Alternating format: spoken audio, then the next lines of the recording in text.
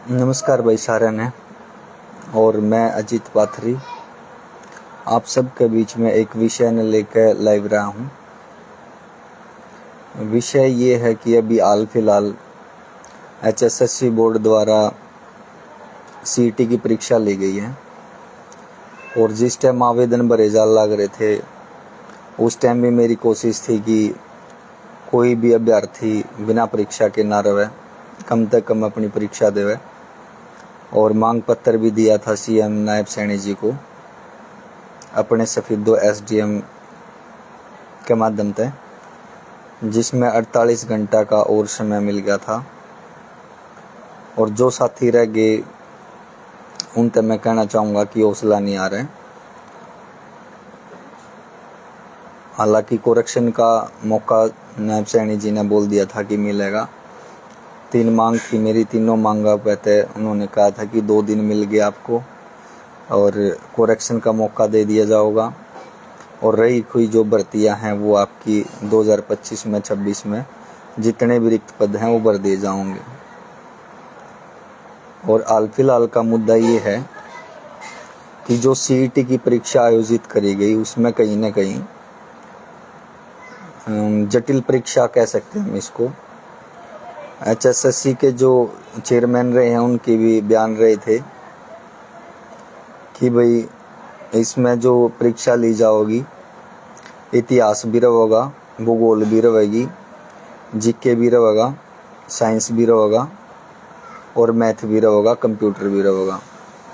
जितने बच्चे तैयारी कर रहे थे 1-1 साल तक, 2-2 साल तक, वो इसी तरीके तक कर रहे थे कि भाई हर प्रकार का क्वेश्चन आस्क है, हर एक सब्जेक्ट में था होगा, उससे का आधार पर वो तैयारी कर रहे थे।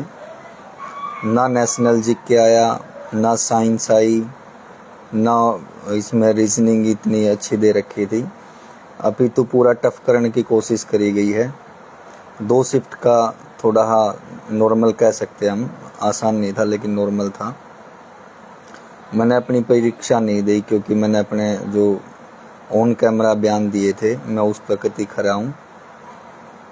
और अभी बात ये आती है कि भाई जो सरकार ने ये बयान करे थे कि भाई जो स्टूडेंट, जो अभ्यर्थी CET की परीक्षा क्लियर कर देगा तो उसको 9,000 रुपये दिए जाएंगे।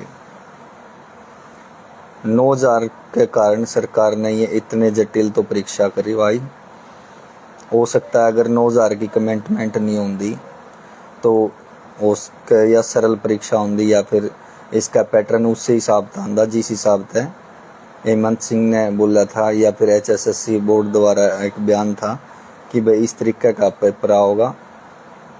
और जितने भी सेंटरा वाले हैं, यूट्यूबर हैं, मैं रेगुलर में मैं देख रहा था कि अपना ज्ञान पिल रहे थे बढ़िया तरीके से बच्चा द्वारा कि भाई इस तरीके से कोचिंग लो, आपका सिलेक्शन पक्का, 3 महीने पढ़ो, 5 महीने पढ़ो।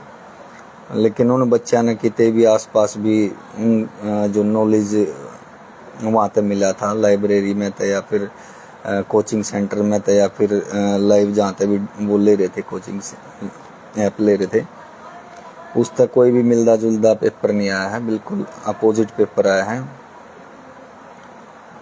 तो मेरी मांग ये है कि भाई अगर किसी स्टूडेंट ने 45 या 46 से या 42-43 नंबर तक का स्कोर कर लिया और वो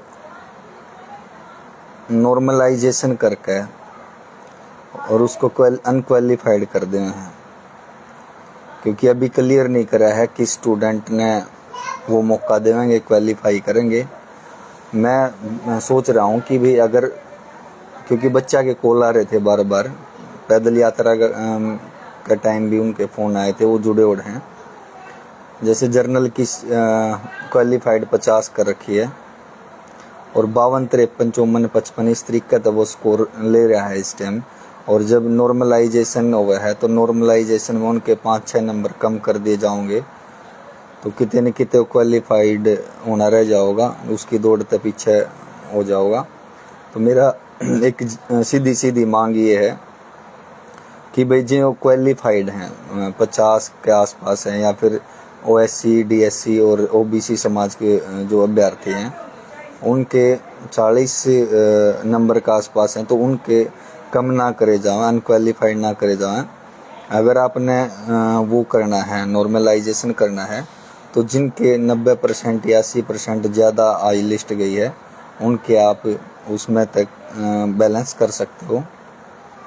अगर सरकार ने 9,000 वाली वो दिक्कत हो रही है तो भाई 9,000 में तो थोड़े बहुत कम कर दियो, उसके है बच्चा का जेब खर्चा चल जावे। लेकिन ऐसा मत करियो जो भाई स्टूडेंट ने 40 का आसपास भी स्कोर कर रखा है, ओबीसी एससी के ने या जर्नल के ने 50-51 का कर रखा है, उसका सिलेक्शन ना रुका, क्वालिफाइड है तो क्वालिफाइड होना चाहिए। उसके 2-3 नंबर 5 नंबर सुनने मारी थी कि काटे जा सके हैं। अगर ऐसा कुछ होया तो मैं बिल्कुल छात्रा गिल खड़ा हूँ, अभ्यर्थी गिल खड़ा हूँ और सरकार के पास भी मांग लेके जाऊँगा। बाकायदा मेरा 1 तारीख या 2 तारीख ने HSSC बोर्ड में जाना होगा और मैं ये विषय रखूँगा कि भाई उन बच्चा के वो मार्क्स ना काटे जाओ। आपने लाभ देना है तो आप लाभ दे सकते हो, किसी को नो ऑब्जेक्शन। अगर किसी का मुश्किल था, एग्ज़ाम मुश्किल था तो उसका आप लाभ दो, कोई दिक्कत नहीं है, लेकिन उनके मत काटो जो क्वालिफाइड हैं और स्कोर का बिल्कुल क्वालिफाइड कराए हैं जिन्होंने, चाहे वो कोई भी स्टूडेंट है। और इसमें 2-4 दिन में एक अपनी स्टूडेंट की कमेटी तैयार हो जाओगी जो निर्णय ले लेंगे कि जिस दिन भी अगर कोई अपोजिट परिणाम आवे है या इस तरीके की बात आवे है तो इकट्ठे होकर अपने CM नायब सैनी जी के पास जाएं और HSSC चेयरमैन से मिलें। पर एक चीज़ इसमें बहुत बढ़िया सरकार ने करी है कि किसी भी स्टूडेंट ने कोई से भी तरीके की परेशानी नहीं आई है। खासकर रोडवेज को जो भी था, परिवहन की सुविधा बहुत अच्छी दे रखी थी। उसमें मैं नंबर देना चाहूँगा सरकार को कि बहुत अच्छी व्यवस्था थी जो आज तक शायद किसी ने करी हो सरकार ने। और दूसरा ये कि जितने भी अधिकारी थे, खुद SP के रैंक तक के अधिकारी इसमें कोऑपरेट कर रहे थे। जो बच्चा रहेगा उसने बिठा कर छोड़ के आए हैं। SDM BDC तक के जो अधिकारी थे वो एक टंगी अपने पैर पर खड़े होकर अपनी ड्यूटी निभा रहे थे बखूबी तरीके से। तो किसी साथी का अगर पीछे भी रह रहा है, स्कोर नहीं कर पा रहा है, तो घबराने की ज़रूरत नहीं है, हौसला नहीं तोड़ना है। ये तो चलता रहा है, संघर्ष है। और आदमी खुश रहना हो तो वो बिना जॉब के भी रह सके और कई जॉब लेके भी परेशान रहे हैं। मैंने अपना एग्ज़ाम नहीं दिया तो भाई मैं भी नौकरी चाहूँ था कि नौकरी मिले, इस तरीके से करूँ, लेकिन मेरी ऑन कैमरा कमिटमेंट थी तो मैंने अपना एग्ज़ाम नहीं दिया। हालांकि मेरा LLB का और मास कम्युनिकेशन का, मास्टर ऑफ मास कम्युनिकेशन के टेस्ट क्लियर हैं CRS यूनिवर्सिटी, कुरुक्षेत्र यूनिवर्सिटी में। कदे भी हौसला नहीं हारना चाहिए। एक साथी था अपना, वो हौसला तोड़ रहा था तो मैंने उससे कहा कि हौसला तोड़ने की ज़रूरत नहीं है, आगे के लिए तैयारी करो भाई। और जो मैंने मांग पत्र बनाया है एक बारी वो तो मैं आपने दिखा दूँ।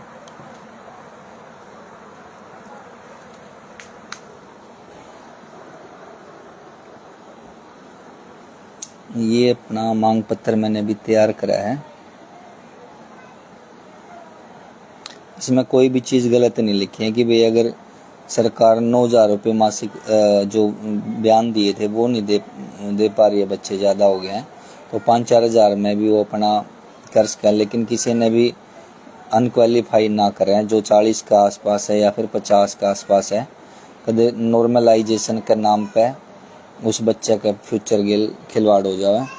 कहीं ना कहीं उनके परिवार वाला का भी विश्वास टूटेगा, जिसने पूरा साल 2-2 साल कोचिंग में रह कर, लाइब्रेरी में रह कर ने अपनी तैयारी करी है। तो एक निश्चित टाइम आप देख लेंगे, वो निश्चित टाइम करके इकट्ठे हो लेंगे। अगर कोई भी मामला सरकार की तरफ से या HSSC बोर्ड की तरफ से गलत हुआ है तो। और मेरा नंबर है 999-131-53। साथी जुड़ना चाहो तो जुड़ सके हैं। कोई एजुकेशन से संबंधित जानकारी चाहिए तो उसमें भी जानकारी मिलेगी। ठीक है साथियों, अगर कोई चीज़ मेरे नॉलेज में गलत आ रही है और आपका नॉलेज में ठीक है तो वो शेयर कर सकते हो आप। मेरा ये है कि भाई कोई भी बच्चा दुखी ना रहे, और नौकरी जिसने मिलनी है उसने मिलनी है, लेकिन नॉर्मलाइजेशन का अपने ऊपर ना लेवे सरकार, उसमें बच्चे ने अनक्वालिफाई ना करे, जिसका मुश्किल पेपर था उसकी कट ऑफ कम कर दे, ऐसा कुछ पॉसिबल है तो ठीक है साथियों, बाय।